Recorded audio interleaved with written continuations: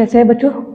तो आज लास्ट दिन है। लास्ट इसका मतलब इस साल का लास्ट दिन, 2024 का लास्ट दिन। लेकिन वैसे देखा जाए तो हम अपने चैत्र मास वाले उसको पहला वो मानते हैं। जैसे मुस्लिम में हिजरी संवत होता है, हमारे हिंदूज में शक संवत होता है। मतलब ये कैलेंडर्स होते हैं, और ये हमारे जैसे क्रिश्चियंस होते हैं वो इसको फॉलो करते हैं। तो आज हमारी 31 दिसंबर है और आज हमारी ये इस साल की लास्ट क्लास है। और जैसा कि ये साल रहा हमारे लिए बहुत अच्छा, ठीक है, हमारे फर्स्ट सेम के एग्जाम भी बहुत अच्छे गए हैं और सारा सिलेबस हमने बहुत इत्मीनान से, कई जगह घूमने भी गए हम, ठीक है। तुम शायद जान ही पाए होंगे, तुम दोनों कहीं कहीं गए हो। तो हमने इसको एंजॉय किया इस साल को, और आज इसी आशा के साथ कल जब नया साल आएगा उस नए साल में हम लोग क्लासेस बहुत अच्छे से तुम्हारी कंपटीशन की क्लासेस भी, ठीक है, साथ ही साथ घूमने भी चलेंगे, ठीक है। फिर से कई प्रोग्राम बनाएंगे, चलेंगे। तो इसी एनर्जी के साथ तुमने देखा होगा हमेशा मैं बहुत सकारात्मक रूप से पॉजिटिव रहती हूँ। देखिए इसके पीछे एक लॉजिक भी है। लॉजिक इन द सेंस, यदि हम किसी के बारे में अननेसेसरी सोचेंगे, कहीं दबाव महसूस करेंगे, हमें तनाव होगा, तो कोशिश करना कभी भी तनाव मत लेना।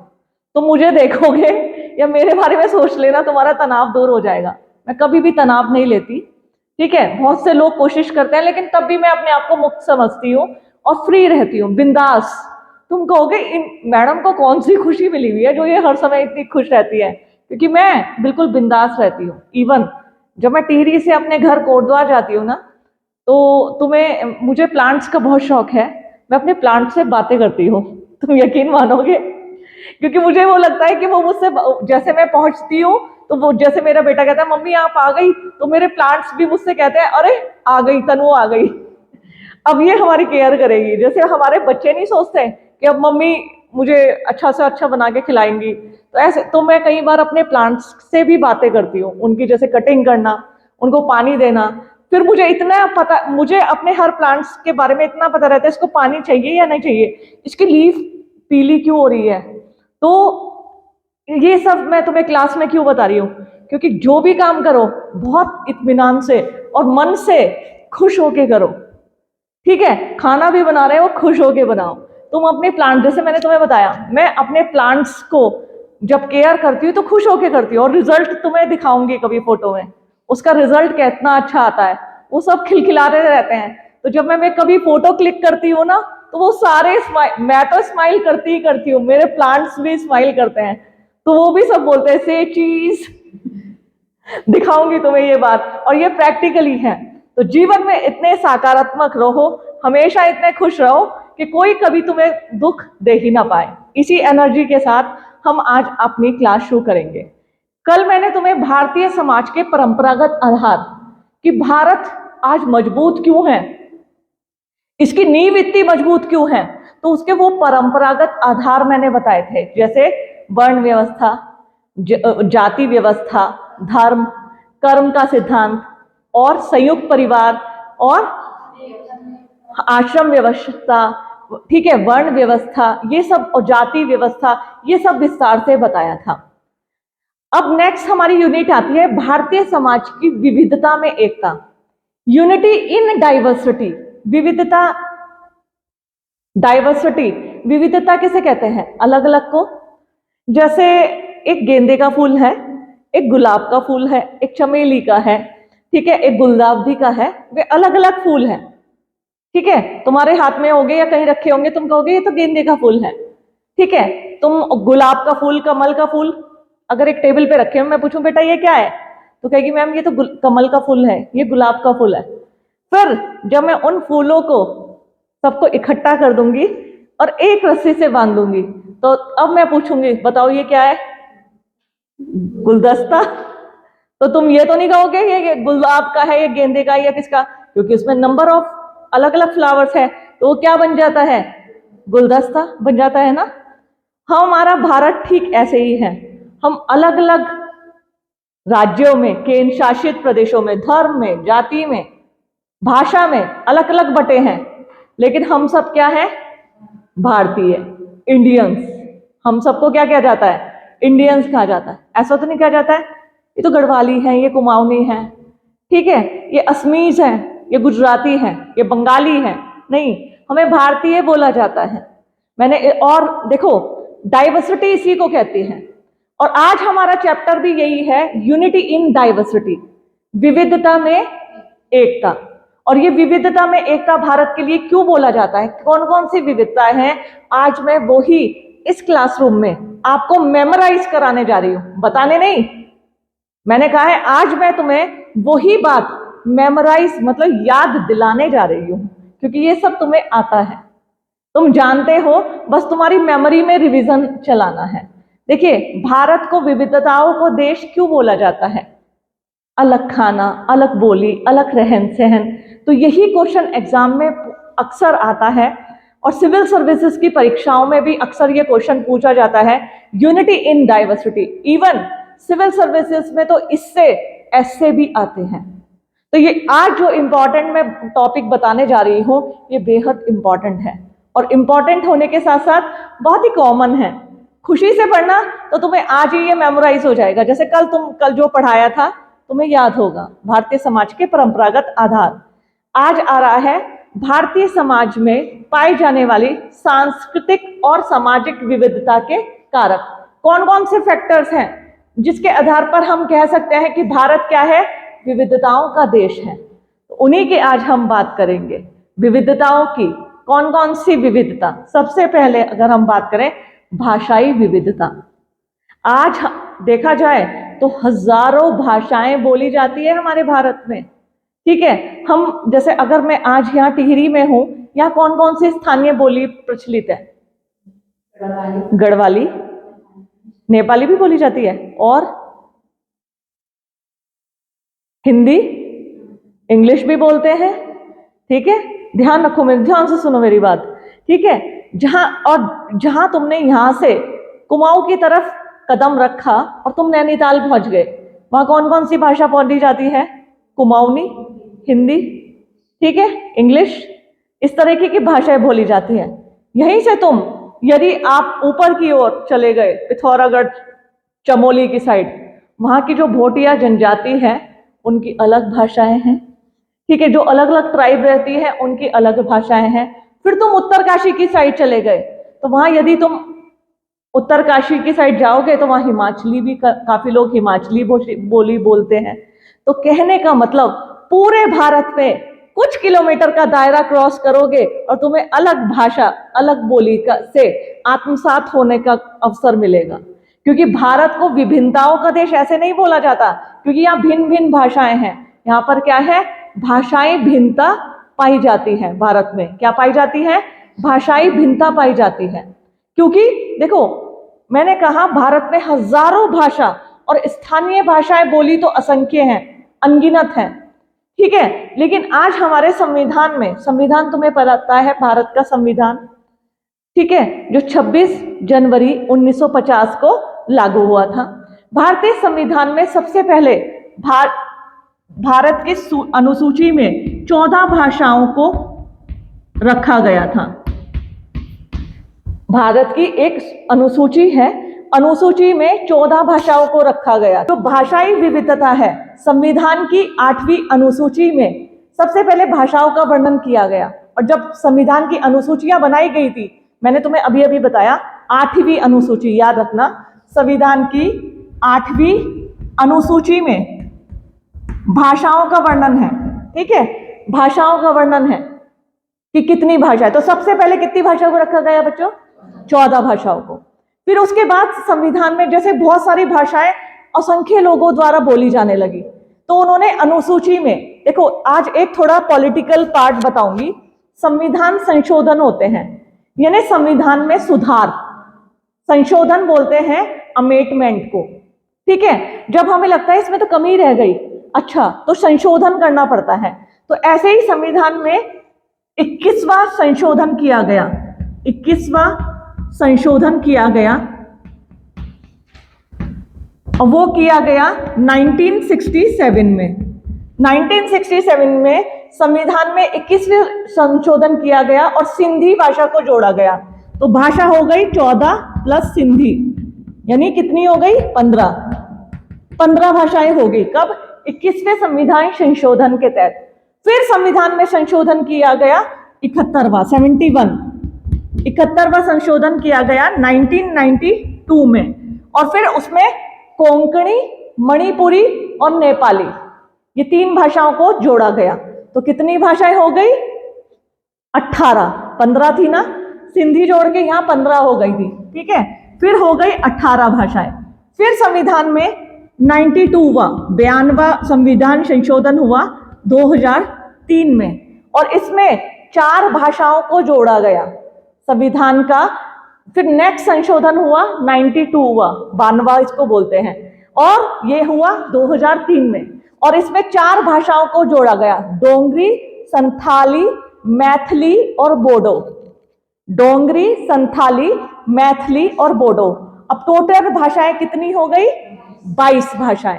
तो संविधान की अनुसूची में 22 भाषाओं को दर्जा दिया गया। मतलब अब इन 22 भाषाओं में विभिन्न वो लिखे जा सकते हैं, संविधान लिखा जा सकता है। उनके जैसे अलग अलग स्टेट हैं, जैसे असमी है, असम में पाई जाती है, असम में बोली जाती है, तो असमी भाषा में वहां की सरकार काम कर सकती है क्योंकि उसे संविधान में दर्जा दिया गया है। इसी प्रकार हिंदी को दिया गया है, बंगाली को दिया गया है, गुजराती को, पंजाबी को, इन सबको दर्जा दिया गया है। तो इसका मतलब होता है उस भाषा में काम, सरकारी कामकाज कर सकते हैं। और वैसे देखा जाए, और जो ये 22 भाषाएं हैं 52 करोड़ लोगों के द्वारा बोली जाती है। और इवन अब तो जैसे जैसे जनसंख्या बढ़ी है, हम जनसंख्या के आंकड़े किसके अनुसार लेते हैं? 2011 की जनगणना। क्योंकि उसके बाद क्यों नहीं लेते? क्योंकि जनगणना हुई नहीं। ध्यान रखना ये बात, ये जीके का क्वेश्चन है। हम हमेशा आंकड़ों का संदर्भ लेते हैं जनगणना को। तो लास्ट टाइम जनगणना हुई थी 2011 में, तो 2011 की जनगणना के अनुसार 22 भाषाओं को दर्जा दिया गया। और देखा जाए 2011 की जनगणना के अनुसार लगभग 52 करोड़ लोग इन भाषाओं को बोलते हैं। बाकी पूरे भारत में आज असंख्य हजारों स्थानीय भाषाएं और बोली जाती हैं। इसलिए कहा जाता है भारत में क्या है? भाषाई विविधता है। भाषाई विविधता कहते हैं अलग भाषा अलग बोली। असमी, मैथिली, संथाली, बोडो, गुजराती, पंजाबी, हरियाणवी, ये सब भाषाएं, कोंकणी, मणिपुरी, नेपाली, ये सब भाषाएं बोली जाती हैं। तो इसलिए भारत को क्या बोला जाता है? भाषाई विविधता भारत में पाई जाती है। फिर है प्रजातीय विविधता। प्रजातीय विविधता भी भारत में पाई जाती है। ऐसा कहा जाता है भारत प्रजातियों का अजायब घर है। अजायब घर क्यों बोला जाता है? पहले अलग अलग रोग जहां रखे जाते थे, जब देखते थे सबके, अरे ये तो अजायब घर है, अजूबा, अजायब घर। और प्रजातियों का अजायब घर किसको बोला जाता है? भारत को। क्यों बोला जाता है? आज मैं बताऊंगी क्यों बोला जाता है। जैसे तुम यूरोपियन कंट्रीज में जाओगे या नॉर्थ अमेरिका में जाओगे, सिर्फ तुम्हें प्रोटोस्टेलिया प्रजाति के लोग मिलेंगे। फिर तुम अफ्रीका में जाओगे तो तुम्हें नीग्रोयाड प्रजाति के लोग मिलेंगे, ठीक है। फिर तुम्हें यदि तुम इधर पाकिस्तान, अफगानिस्तान, इधर की साइड जाओगे उधर, तो तुम्हें मंगोलियाड लोग मिलेंगे। लेकिन भारत में तुम्हें प्रोटो ऑस्ट्रेलियाड, मंगोलियाड और नीग्रोयाड, ये तीनों प्रजाति और इनके मिश्रण के लोग मिलेंगे। देखो, आज मैं तुम्हें पहले भी बताया था और आज भी बता रही हूं, प्रजातियां मुख्य रूप से 3 प्रकार की होती हैं। प्रजातियां मुख्य रूप से 3 प्रकार की होती हैं। पहली प्रोटो ऑस्ट्रेलियाड, जिसे गोरी प्रजाति बोला जाता है, ठीक है, ध्यान देना। प्रोटो ऑस्ट्रेलियाड मतलब गोरी प्रजाति, मंगोलियाड मतलब पीली प्रजाति, नीग्रोयाड मतलब काली शाम जिसे कहते हैं। तो तुमने देखा होगा प्रोटो ऑस्ट्रेलियाड, जितने फॉरेनर्स होते हैं वो कैसे होते हैं? एकदम गोरे। तो ये नहीं समझ जाना इनकी प्रजाति कौन सी है? प्रोटो ऑस्ट्रेलियाड। फिर तुम्हें अफ्रीकन्स मिलेंगे, स्याह काले, एकदम दूर से देख के बता दो कि ये तो अफ्रीकन्स है, साउथ अमेरिकन है, क्योंकि वो नीग्रोयाड प्रजाति के हैं। फिर जैसे हम इंडियंस, हम ना काले हैं ना गोरे हैं, हम पीत प्रजाति के हैं, तो हम क्या हैं? मंगोलियाड। तो प्रोटो ऑस्ट्रेलियाड, मंगोलियाड और नीग्रोयाड। और भारत में तुम्हें प्रोटो ऑस्ट्रेलियाड, मंगोलियाड और नीग्रोयाड सभी के मिलेंगे और सभी के लक्षण मिलेंगे, क्योंकि यहाँ आर्य आए थे और द्रविड़ यहाँ की मूल प्रजाति थी। उनका जब मिश्रण हुआ तो इसलिए भारत को क्या कहा जाता है, प्रजातीय विविधता पाई जाती है। यानी भारत का जो है वो प्रजातियों का अजायब घर बोला जाता है। प्रजातीय विविधता यहाँ क्या है, पाई जाती है। फिर है धार्मिक विविधता। धार्मिक विविधता, देखिए विश्व में ऐसा कोई भी देश नहीं है कि जिसमें जितने भारत में धर्म के लोग रहते हैं ना, ऐसे तुम्हें कहीं नहीं मिलेंगे। भारत में हिंदू, मुस्लिम, सिख, ईसाई, जैन, बौद्ध, पारसी, अनेक धर्मों के लोग निवास करते हैं। तो जैसे प्रजातियों का अजायब घर है, ऐसे धर्म का भी अजायब घर है भारत, क्योंकि यहाँ हर धर्म के लोग निवास करते हैं भारत में। यहाँ हर एक धर्म को, तुम्हें यहाँ मंदिर भी मिलेगा, मस्जिद भी मिलेगी, गुरुद्वारा का कीर्तन भी मिलेगा। मैं बहुत अच्छा मिश्रण यहाँ टिहरी से देखती हूँ, और इस फोटो को, इस वीडियो को एडिट करके मैं एक टिहरी का फोटोग्राफ डालूंगी। मुझे यहाँ खड़े होके गुरुद्वारा भी दिखता है, मंदिर भी दिखती है, मस्जिद भी दिखती है, चर्च ऊपर है, वो बल्कि दिखाई नहीं देता लेकिन है। तो कितना सुंदर, कितना अच्छा लगता है ना। दूर से ही मस्जिद भी दिखाई दे रही है, गुरुद्वारा भी है, मंदिर भी है, और बड़ा अच्छा फील होता है। तो ये है भारत में धार्मिक विविधता पाई जाती है।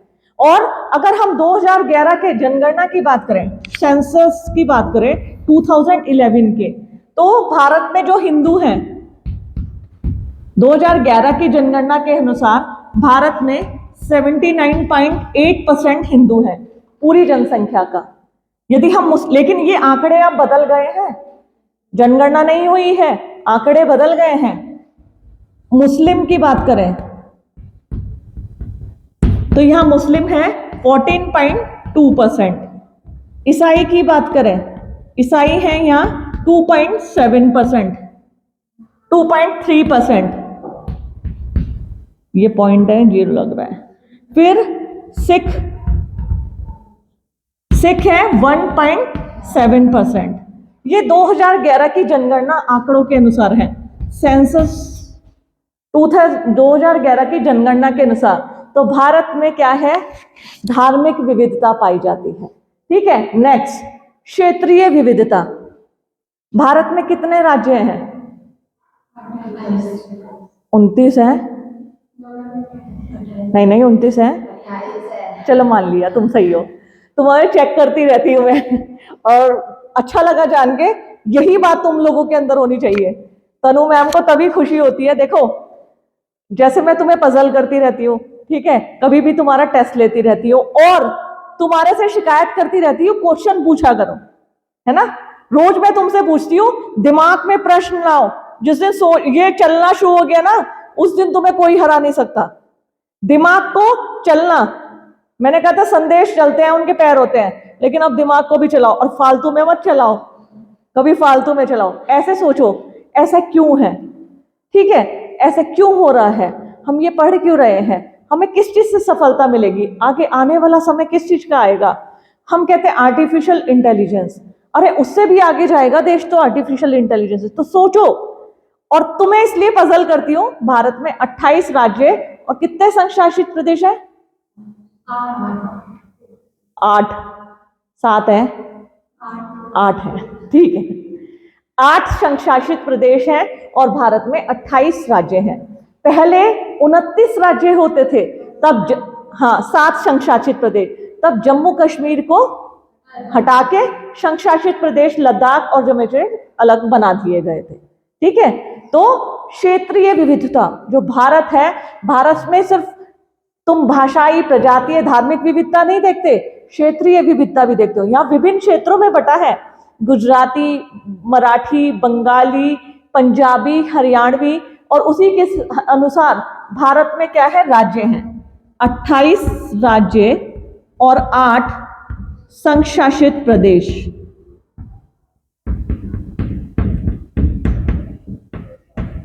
पहले हम ऐसे उंगलियों पे सारे चीजें जीके जब पढ़ते थे ना, अब तो हल्का हल्का दिमाग से निकलने लग गया, लेकिन फिर भी जब हम अपने टाइम में जीके की पढ़ते थे ना, हम सारा याद करे रखते थे। फिर वो कर्क रेखा, वो भूमध्य रेखा कहाँ से गुजरती है, कर्क रेखा कहाँ से गुजरती है, उस पे भारत के कौन कौन से देश आते हैं, ये सब हम ट्रिक से याद करे रखते थे। जब कभी तुम्हें जीके पढ़ाऊंगी तब बताऊंगी, ठीक है। नेक्स्ट है जातीय विविधता। भारत में जातीय, ऐसा माना जाता है भारत में 3000 से अधिक जातियां हैं, जातियां और उपजातियां हैं। क्योंकि यहाँ क्या है, कल मैंने बताया था वर्ण व्यवस्था पाई जाती है भारत में, वर्ण व्यवस्था प्रचलित है। ब्राह्मण, क्षत्रिय, वैश्य, शूद्र, इनको जाति नहीं मानते। कुछ लोग, तुम लोग कंफ्यूज हो जाते हो, जो वर्ण व्यवस्था वो है तुम उसे जाति मान बैठते हो, जबकि ऐसा नहीं है, वो वर्ण है। वर्ण के आधार पर उपजातियां बनी, जिसे हम कास्ट सिस्टम कहते हैं, जाति व्यवस्था। तो आज भारत में असंख्य जातियां निवास करती हैं। ब्राह्मणों की उपजातियां, क्षत्रियों की उपजातियां, वैश्यों की, शूद्रों की उपजातियां, असंख्य जातियां पाई जाती हैं। और यहाँ भारत के संविधान में स्पष्ट उल्लेख है, अनुच्छेद 15 में, धर्म, मूलवंश, जाति, लिंग, इसके आधार पर किसी व्यक्ति के साथ किसी भी प्रकार का भेदभाव नहीं किया जाएगा, ठीक है। नेक्स्ट है इसमें जनसंख्या संबंधी विविधता। भारत में जनसंख्या संबंधी विविधता भी है। इवन अब तो हमारा भारत फर्स्ट नंबर पे आ गया, चाइना को पछाड़ दिया। आना तो किसी और चीज में आ गया, जनसंख्या में सबसे आगे। कोई बात नहीं, भारत में जनसंख्या संबंधी विविधता पाई जाती है। जैसे अगर हम 2011 की जनगणना के अनुसार चलें तो 1 अरब 21 करोड़ भारत की जो जनसंख्या है, जनसंख्या संबंधी विविधता 1 अरब 121 करोड़ मान लो, 121 करोड़, ये अब तो काफी हो गई है भारत की जनसंख्या, ठीक है, 2011 के आंकड़ों के अनुसार। और इसमें भी महिला पुरुष की जनसंख्या, फिर लिंगानुपात, फिर जनसंख्या घनत्व, फिर शिक्षा संबंधी, जो शिक्षा है, कितने शिक्षित हैं, कितने अशिक्षित हैं। तो इस प्रकार भारत में जनसंख्या संबंधी विविधता भी पाई जाती है। कुछ बच्चे हैं, कुछ बुजुर्ग हैं, कुछ युवा हैं, ठीक है, तुम देखते हो। फिर स्त्री पुरुष का अगर हम देखें तो उसमें भी विविधता पाई जाती है। अगर मैं उत्तराखंड की बात करूं तो उत्तराखंड में जैसे वो जनसंख्या लिंगानुपात होता है, तो लिंगानुपात क्या होता है, 1000 जीवित पुरुषों पर महिलाएं कितनी हैं, ठीक है। तो उत्तराखंड में ये काफी अच्छा है लिंगानुपात। तो इस प्रकार भारत में क्या है, जनसंख्या संबंधी विविधता पाई जाती है।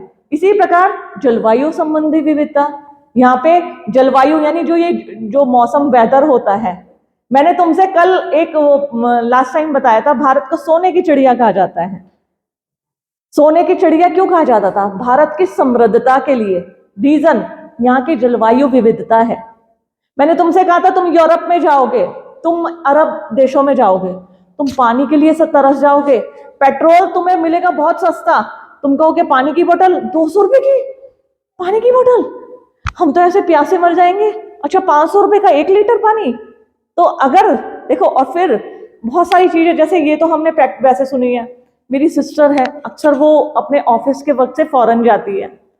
लास्ट टाइम मुझे याद है वो अफ्रीका गई थी, तो एक दिन कहने लगी मेरे सैलेड में ना ऑनियन खाने का, वो प्योर वेजिटेरियन है, वो नॉन वेजिटेरियन नहीं है, तो उसका ऑनियन खाने का मन किया सैलेड में। तो उसने कहा मैं मॉल गई, मैं ऑनियन लेके आई, एक 350 रुपए का एक इतना सा प्याज लेके आई। मैं इंडियन करेंसी में अगर देखा जाए तो 350 रुपए का वो इतना सा प्याज खरीद के लाई। खाना पीना बेहद महंगा है। तुम अरब कंट्रीज में जाओ, तुम्हें पानी बहुत महंगा मिलेगा। तुम यूरोपियन कंट्रीज में जाओ, तुम्हारी जेबें खाली हो जाएगी पर पेट नहीं भरेगा। और भारत, तुम 100 का नोट लेके जाओ, जाओ जाओ भारत में 100 का नोट लेके जाओ, छोले कुलचे खा लो, चाउमीन भी खा लो, कोल्ड ड्रिंक भी पी लेंगे, 10 रुपए की चाय, 10 रुपए की कॉफी भी पी लेंगे, फिर भी 20 रुपए जेब में बच जाएंगे। तो भारत जो है यूनिक है। हम कहते हैं ना भारत को कि और रीजन कैसे है भारत, यहाँ सामान सस्ता क्यों है? एक तो यहाँ का सिस्टमैटिकली चलता है, दूसरा ऋतु परिवर्तन। यहाँ जो ऋतुएं होती है ना, यहाँ तुम्हें आम भी मिलेगा, यहाँ तुम्हें सेब भी मिलेंगे। आम होता है बहुत गर्मी में, सेब होता है बर्फ जब पड़ती है बहुत सर्दी में, अखरोट होते हैं बहुत सर्दी के इलाकों में, इलायची होती है बहुत ह्यूमिड वाले में, केरल में मसाले जितने होते हैं। तो भारत की समृद्धता सोना इससे नहीं, भारत बहुत समृद्ध है क्योंकि यहाँ ऋतु परिवर्तन होता है, जलवायु परिवर्तन होता है, जैसे सर्दी, गर्मी, बरसात। तो मेरे सारे फल मिलेंगे, सारे अनाज मिलेंगे, सारी सब्जियां मिलेंगी, मौसम के अनुसार खाओगे तो सस्ते भी मिलेंगे। आम तुम्हें 40 रुपए किलो भी मिल जाएंगे, ठीक है, सेब तुम्हें 50 रुपए किलो भी मिल जाएंगे, क्योंकि मौसम के अनुसार भारत विश्व का एक ऐसा देश है जिसमें तुम्हें सब कुछ मिलेगा, कम दामों में मिलेगा, और सारी चीज इजी टू अप्रोच, हमारी पहुंच के अंदर। हम ये नहीं कह सकते यार ये तो हम नहीं खा सकते, ये तो हमारी पॉकेट से बाहर है, ऐसा कुछ है ही नहीं, ठीक है। तो ये किसके कारण पॉसिबल है? यहाँ जलवायु परिवर्तन होते हैं, यहाँ सर्दी, गर्मी, बरसात, ये सब कुछ होता है। यहाँ ऋतु है ना, ऋतु परिवर्तन होते हैं, बसंत, शीत, ग्रीष्म, है ना, शरद ऋतु, शरद मतलब ठंड जिसे कहते हैं। तो ये जलवायु संबंधी विविधता भारत में पाई जाती है। इसी प्रकार सांस्कृतिक विविधता, culture diversity. Culture diversity, Khan पान को ले लो, चलो पहले आज खाने को ही लेते हैं, तुम्हारे मुंह में पानी आ जाएगा। सरसों का साग, मक्की दी रोटी कहाँ की है, ठीक है, छोले भटूरे पंजाब दिल्ली में खाए जाते हैं, ठीक है, डोसा इडली सांभर साउथ में, ढोकला, अरे वाह तुम तो बड़े होशियार हो, तुम्हें तो सब पता है।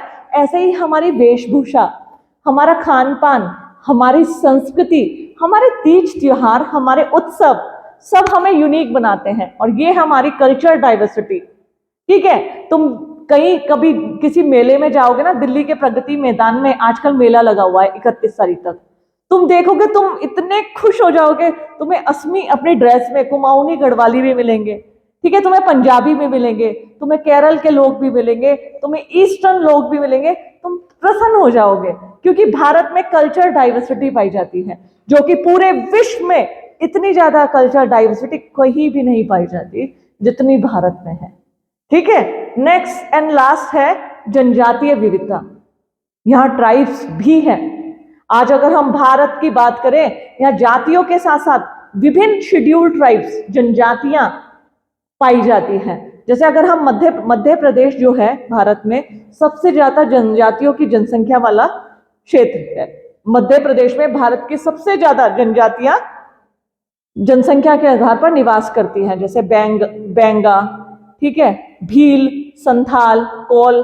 अगर मैं उत्तराखंड की बात करूं, भोटिया, थारू, जौनसारी, बॉक्सा, ठीक है, राजी, ठीक है, इस तरीके से बहुत सारी भारत में। इसी तरह अगर हम ईस्टर्न की बात करें, बोडो, कुकी, संथाली, ये सब ईस्टर्न में पाई जाती हैं, ठीक है। इसी प्रकार केरल में नायर, ठीक है, अंडमान निकोबार में ओराव, ये सब ट्राइब्स पाई जाती है। इसलिए भारत में जनजातीय विविधता भी पाई जाती है। और ये क्वेश्चन तुम्हारे एग्जाम में आता है कि बताइए भारत में किस प्रकार की जनजातीय और सांस्कृतिक विविधता पाई जाती है। उसका आंसर है ये कि भारत में भाषाई विविधता, प्रजातीय विविधता, धार्मिक, क्षेत्रीय, जातीय, जनसंख्या, जलवायु, सांस्कृतिक और जनजातीय और बहुत इजी है, कुछ नहीं रटना है इसमें, तुम्हें सिर्फ कुछ पॉइंट्स याद रखने हैं, तुम्हारा आंसर कंप्लीट,